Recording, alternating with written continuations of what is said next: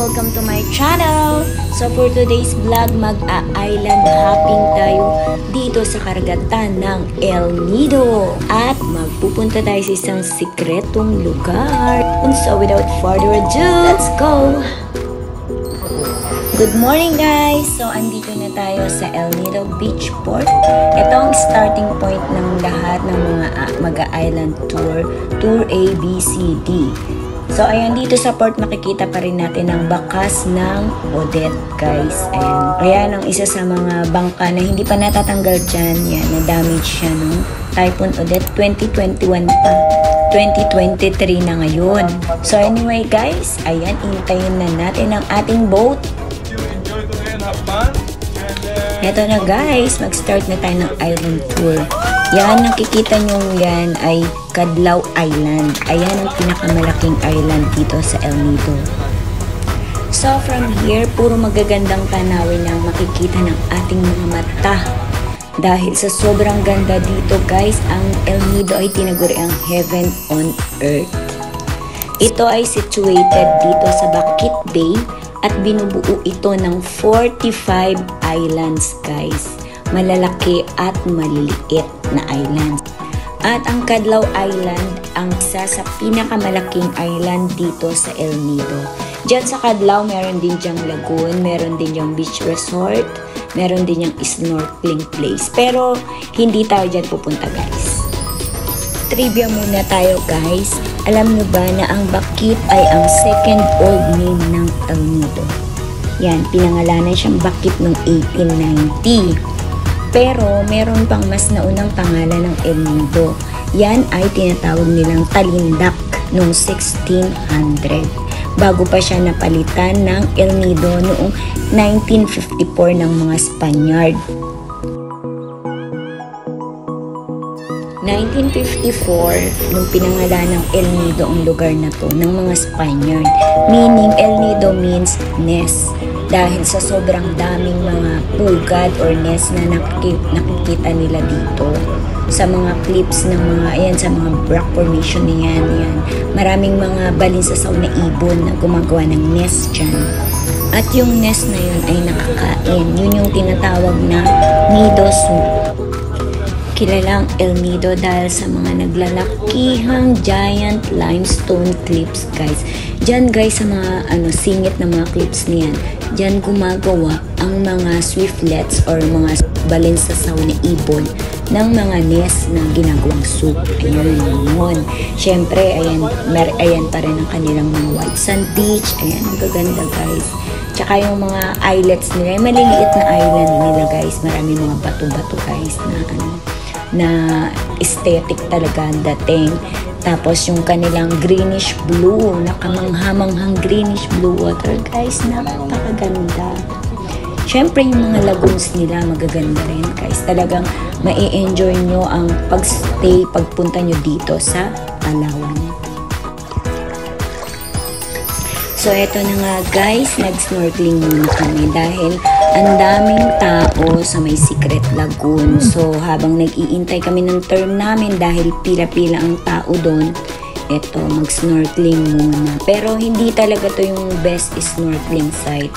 So parang mag-iintay lang tayo ng oras dito. Pero check natin kung ilan ang makikita nating mga isda dito, guys. So ayan, parang konti lang ang isda dito. So, check natin. Yun, meron doon, guys. 2. Tapos, ayan, meron pa.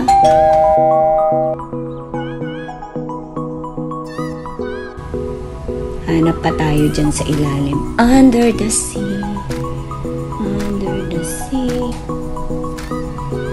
So, eto yung ilalim dito sa may Miniloc Island. Nandito na tayo, guys, sa Miniloc. Ayun pa yan. 2, 3. Ayan, may isa pa. So, ayan, aahon na tayo, guys. Prepare na tayo going to Secret Lagoon. So, pagpunta sa entrance ng Secret Lagoon, ayan, maglalakad muna tayo dito sa reefs, guys. Papunta doon. Ayan. So, pila-pila, guys. Walang siksikan. Isa-isa lang dahil maliit lang ang butas ng Lagoon.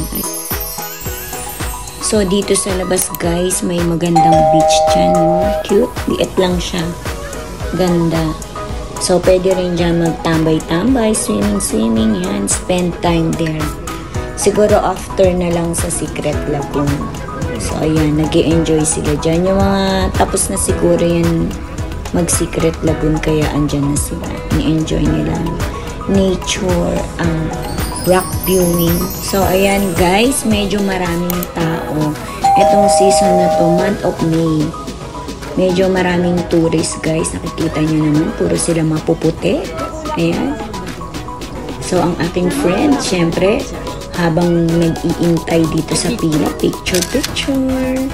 So, ayan. So, ito na nga, turn na namin guys. So, ayan. Yung daan niya kasi, yung daan niya entrance na papunta sa Secret Lagoon is talagang napakaliit lang guys. May technique kasi sa pagpasok sa lagoon. So, uupo ka muna ng nakatalikod sa lagoon, then magta-turn ka sa kaliwa, then slide ka na. Yun yung tinuro para mas mabilis makapasok. Ang daming tao dito sa loob guys, pero mga papalabas na yan. So, itong loob niya guys, napapaligiran siya ng giant limestone cliffs. Ayan guys. So, ang ganda ng ulap. So, ayan lang yung makikita mo dito sa loob. Pwede ka rin mag-swimming kung gusto mo. Ayan. Yung iba, nagpipicture-picture lang. Yung iba, wala, nakatayo lang sila dyan. Ayan. Tingin-tingin lang sila sa ini-embrace lang nila ang nature, ini-enjoy nila ang paligid guys. Speaking of nature, kung hindi nyo pa napapanood ang ating Nakpan Beach video, so ayan, hanapin nyo lang dito sa channel na to. Ayan, thank you. So let's continue na ang ating picture. Ayan, mga picture sa mga lumang bato. Ay guys, ito pa lang sa Miniloc Island. Ang mga rocks dito ay nag-e-edad ng 250 million years old. Grabe, diba? So, ayan, i-enjoy na lang natin ang time natin dito sa loob. Video, picture. Ayan yung mga guys, ang mga giant talaga,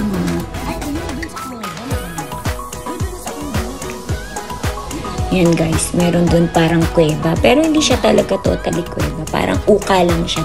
Uka lang. So, ayan. Video pa rin tayo guys. Ang ganda naman siya yan. Ganda. Ayan, ang ganda ng ulap. Nung pabalik na pala kami, isa sa mga kasama namin sa boat ay nalaglagan ng cellphone. Nalaglag yung cellphone niya dun sa ilalim. So, sinisid pa ng tourist guide. Buti nakuha. So, ayan. Time to go out na. Hintay na naman tayo dito sa pila kasi talagang maraming tao ngayon guys. Tapos, maliit lang yung butas. Ayan. Yan guys, since may oras pa naman yung oras ng stay namin dito. So, punta na tayo dun sa beach. Ayan. Dito yan sa Miniloc Island. So, ayan guys, ang mga naglalakihang limestone cliff. Ayan guys, ang lalaki nila. So, yung mga rocks dito guys, nag-iedad nga sila ng 250 million years old. Grabe. Pero ang ganda guys. Ayan o. Tapos yung tubig, ang ganda. Sarap maliko. Ayan, may nagtitinda ng fresh buko. Si Kuya. So, syempre guys, napakaganda ng lugar. Kaya spend mo na yung time na i-enjoy ang lugar na ito guys. Napakaganda talaga. Heaven on earth. Ayan guys, napakaganda. Enjoy lang. Hindi siya nakakasawa. Linaw ng tubig guys. Ayan. Ganda.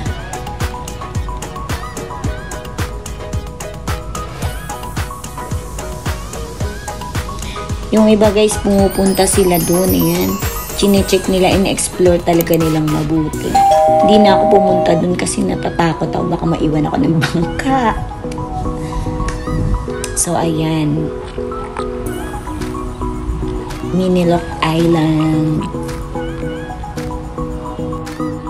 Ganda guys. Hindi talaga nakakasawa. Well, anyway, hanggang dito lang muna tayo guys. So, see you on my next video. Doon naman tayo sa Big Lagoon. Doon tayo magkakayak guys. And, syempre, kakain tayo sa Shimizu Island. Bago mag Big Lagoon. So, see you on my next video. Thank you. Love, love, love.